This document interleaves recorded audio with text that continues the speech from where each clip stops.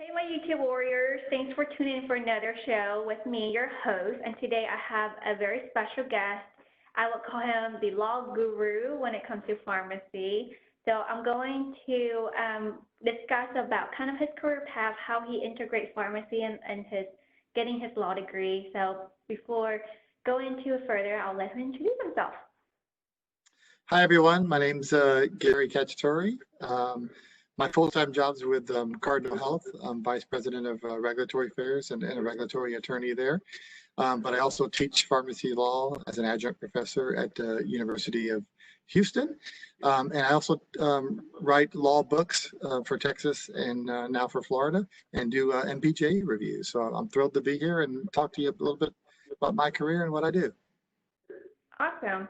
So can you kind of, I know it might be a while back, but can kind of talk to us, how did you decide to integrate law into your practice after you get your pharmacy degree?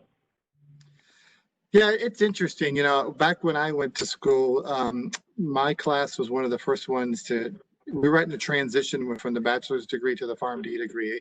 It wasn't mandatory yet in Florida where I went to school, although the class behind me, it was supposed to be mandatory, but they postponed that. So not everyone got their PharmD degree. I went ahead and did that, but only about 20 out of maybe 100 people in my class did. And the idea back then was, you know, you only got the PharmD degree if you're going to be a clinical pharmacist. And if you got it, you had to do a residency. So they really pushed the residencies. I think they still do that, right? They still push the residencies. Yeah. I kind of knew after doing my rotations that last year that it kind of wasn't my thing, and I was debating between I wanted to go back and either do an MBA degree or maybe even a PhD in an area like pharmacy administration, or I kind of got interested in law, and the way I got interested in law is kind of a funny story. It was during the PharmD curriculum, we were taking a seminar course, and only 20 people in the seminar course.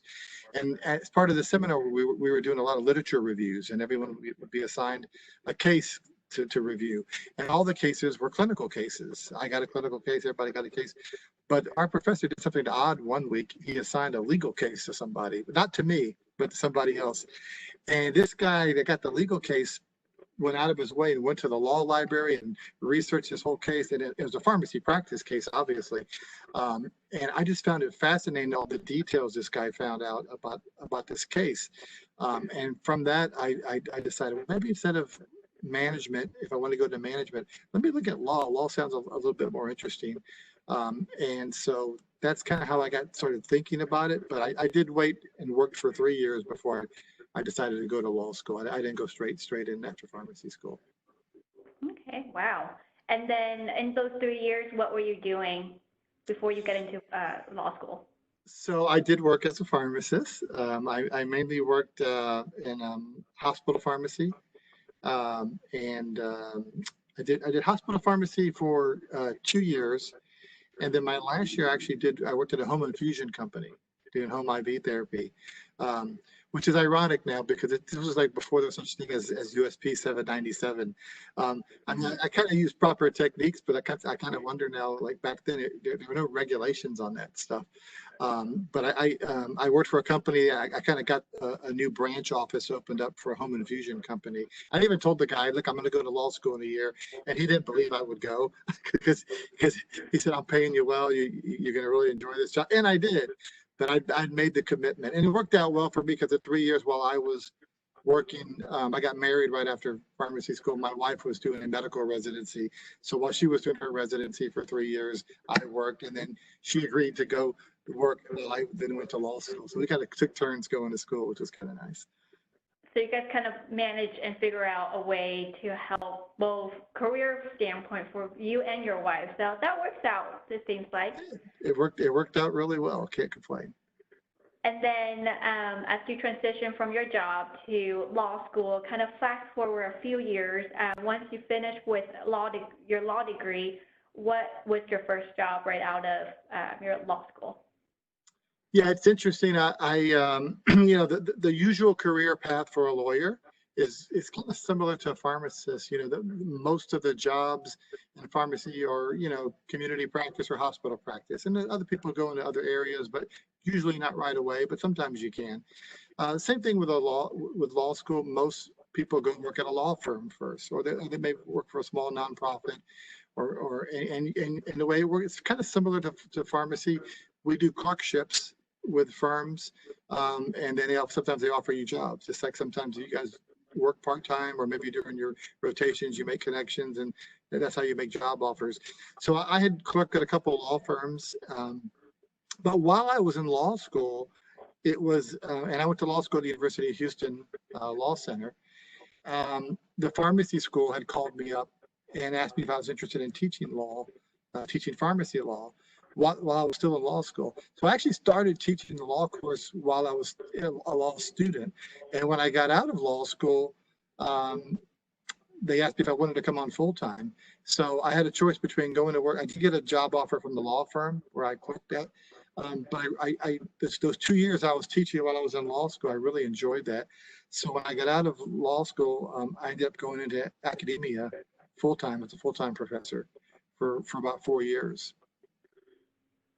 And then I know you currently with Cardinal, so how did you transition from being in academia to Cardinal? I mean, you have a wealth of experience, right? Going from hospital to home infusion to being a professor, and then now you're at the VP in Cardinal.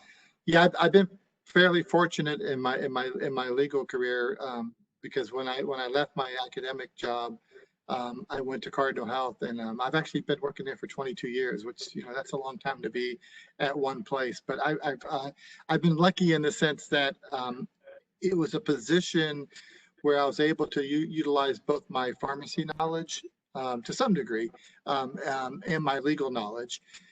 So my job has entailed, I've done lots of different things, but for the most part, I've been in regulatory affairs, not regulatory affairs as that term is used like in the FDA world or with a pharmaceutical manufacturer, where I'm working to get products approved, although Cardinal does actually manufacture some products and we have people that do that. My job has always been working with state boards of pharmacies to make sure that we have regulations that allow us to offer our products and services and aren't going to hinder any new ideas that we have.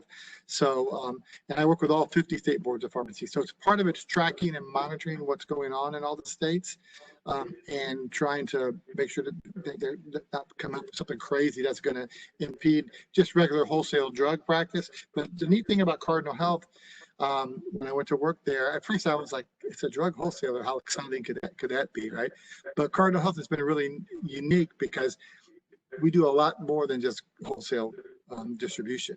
We're a medical device manufacturer. We're a nuclear pharmacy provider, so we employ a lot of pharmacists in our nuclear division. So I get to work with those folks. Right in Houston, we have a company that does hospital pharmacy management. So we employ a lot of pharmacists that are running and operating hospital pharmacies. And since I'm in Houston, I actually office in that same building as those folks, and I got to work with those people a lot. And they came up with some new services, like they started a remote order entry for hospital pharmacies.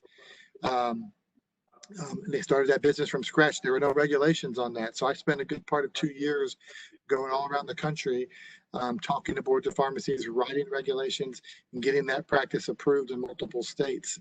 It's pretty much a common practice now, but it's getting the boards of pharmacy, excuse me, to accept those new practices. And back when I first joined, we owned Pyxis Corporation, the Pyxis machines that you see in hospitals. We no longer own them, but probably the first 5 years of my career at Cardinal, I was doing the same thing for Pyxis. We were working with boards of pharmacies on automation regulations. So it's been great for me because I'm still dealing with pharmacy issues, but using my legal knowledge to help the company with new products and new services. Wow, and that's it speaks well to the knowledge that you have had. Like, even though you stay with one company for 22 years, but it seems like you have various different projects that you work with, that you employ, various aspects of your career.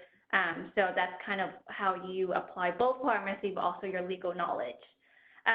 Can you talk about for those that are interested to pursue, I would say similar route, but want to integrate pharmacy with a law background, for those that are watching, what would be your three pearls of wisdom to give to those new grads or pharmacists that are kind of working but now going back to wanting to go back and pursue law? Yeah, it's a great question, and a question I've gotten several times over the years, as you can imagine, because I'm still teaching part-time, and I do have students come back and ask me that question. And probably the best advice I can give someone would be that go to law school to be a lawyer, not just to be a pharmacist lawyer. You can use your pharmacy background to help you, but you really got to be a lawyer first and be a really good lawyer. And then your pharmacy background will only enhance your career opportunities. Not to say that you shouldn't, reach out to people like me and and there's different groups you can join to network with people to find jobs. But you can't just say I'm a pharmacist and a lawyer and people, the jobs are going to come to me and people are going to come to me. It doesn't really work that way. You'll probably follow the more common career path of a lawyer, and you'll end up working in a law firm. Make sure that's something you want to do. Law firm life is not for everyone. And one of the biggest mistakes you can make is don't reach out and try to go into an area like law because you're just tired of pharmacy, you want to do something else, and you're not really committed to it. You got to go to be a lawyer. You're really going to have to want to be a good lawyer, because I do see pharmacists that go to law school and end up still working in the pharmacy. Not that there's anything wrong with that, but it seems to me it's a little bit of a waste of time and money to go to law school if you're not actually going to use that degree. So do some research, learn about what it's like to be a lawyer, particularly working in a law firm. You might get lucky like I did and go straight into industry out of academia. That's not usual. Most of the in-house lawyer positions like I have, we tend to hire from people that have worked in a law firm, people we've worked with before, because we do outsource a lot of our work, and we meet people in a law firm that want to come in-house, and that's normally the way people get to work for a company. Great, thank you. And you mentioned there are some groups that folks can join. What are those groups you would recommend?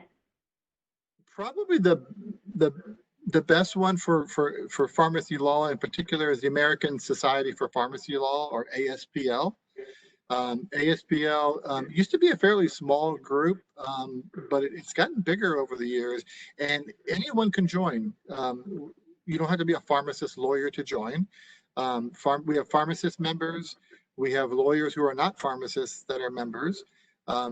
We have pharmacy students who are members. We have law students who are members. It's an organization that shares, obviously, information about what's going on from a pharmacy legal standpoint. They put on actually a lot of the programming at the APHA annual meeting. You'll see programs that are co-sponsored by ASPL that are on legal and regulatory topics, but they also have their own meeting in November every year that's just focused on pharmacy law topics. And it's a great meeting for networking and meeting people who are working in those areas, and people from law firms attend, people from in-house counsel attend, regulators attend that meeting. There's lots of different career paths, obviously, for a pharmacist lawyer. I'm working in-house at a pharmacy-related company. There's that route. There's a regulatory route. I know several pharmacist attorneys that work at FDA. That work in government relations with some of the national pharmacy organizations. Another areas like patent law, people can go into patent law. All these different types of people are members of this association. So it really opens your eyes to different career opportunities by going to those meetings and talking to those types of people. Thank you. And then for those that are in Texas, are there local chapter of the ASPL that folks can attend or meet local individuals like yourself, or is it only national? It's only a national group, and like I said, it used to be a fairly small group, and we all kind of knew each other. So I was president of the organization more than 10 years ago, I guess, and at our meetings, we would get, maybe 75 people, and I kind of knew everyone. Now, as interest has grown, the meeting's well over 250 people attend. I know it's not huge compared to a big pharmacy meeting.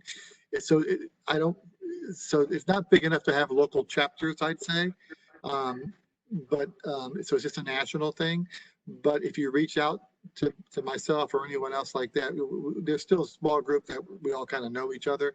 And I've had several pharmacy students do that. I think last year I had lunch with 2 pharmacy students that were in law school in Texas. They already made the jump, but they contacted me to talk about career opportunities. So I'm always open to doing those types of things.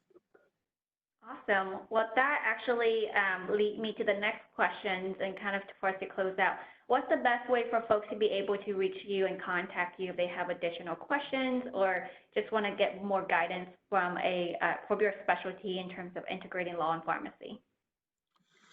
Sure. I think probably the best way is my website for our pharmacy law review material, which is txpharmacylaw.com. txpharmacylaw.com. There's a contact us button there that sends an email that will get to me eventually. Or my email from that website is just Gary@txpharmacylaw.com. Perfect. Well, guys, that's a wrap up. I just really want to share some information with you on how kind of a very interesting aspect to integrate law and pharmacy. And I think he did an amazing job for the years that he is able to contribute to our profession of pharmacy. So until next time, show your love and also join the community. Just hit that button, subscribe, as well hit the bell so you're the first to know there are more videos like this. And let's stay engaged and committed and connect. Until next time, my warriors. Thank you.